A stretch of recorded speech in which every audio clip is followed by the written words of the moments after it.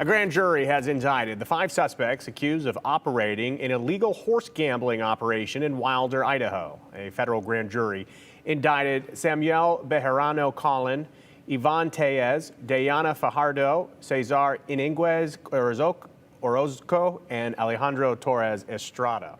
Meanwhile, 105 undocumented people are being detained in Utah, Wyoming, Nevada, and California.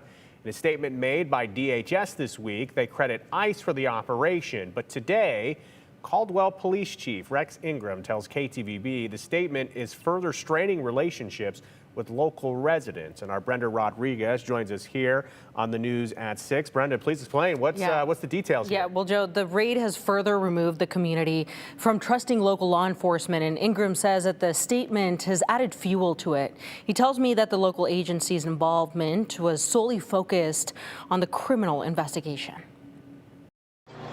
On Sunday, law enforcement from multiple agencies surrounded La Catedral Arena in Wilder, part of a federal operation that ended with the detainment of more than 100 undocumented people. This was a criminal investigation into really a cartel. But this week, local and federal authorities have been sharing different accounts of who was in charge after a statement from the Department of Homeland Security credited ICE. When the DHS puts out a statement saying that the DHS or ICE have dismantled a criminal enterprise, that's just misleading. It's false. It is completely false. In a joint statement, Canyon County Sheriff Kieran Donahue and Caldwell Police Chief Rex Ingram said the raid was led by the FBI's Metro Violent Crime and Gang Task Force, not ICE.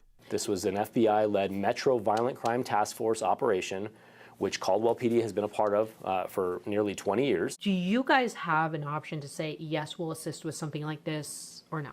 Yeah, I mean, I always have an option, but my members are a part of that team. So this is their operation. I don't want cartels in Idaho. So yes, 100%, absolutely. This is our mission. This is what we do. And unfortunately, it's lawful, but it's awful. But that decision did come with consequences. I feel very bad. I mean, it hurts me, it pains me to see families getting taken away and families getting broken up and children that don't have parents now because they got shipped across the state or out of the country. But that's the world we're living in right now. Specifically with the community most affected by the raid. We're left with the broken relationships with specifically the Hispanic community. I feel like as a leader, it's my job to really engage with a community that feels that there's a divide right now. Again, Ingram reiterated that their role focused on the criminal investigation, not immigration. You know, the bottom line is this is when we had to do it, we had to execute it. The FBI is in charge and we are there to supplement their resources, but they have an obligation under the Trump administration to contact DHS. Caldwell Police Chief Rex Ingram told KTVB that when officers execute a search warrant, it's standard procedure to detain everyone at the scene until the situation is assessed.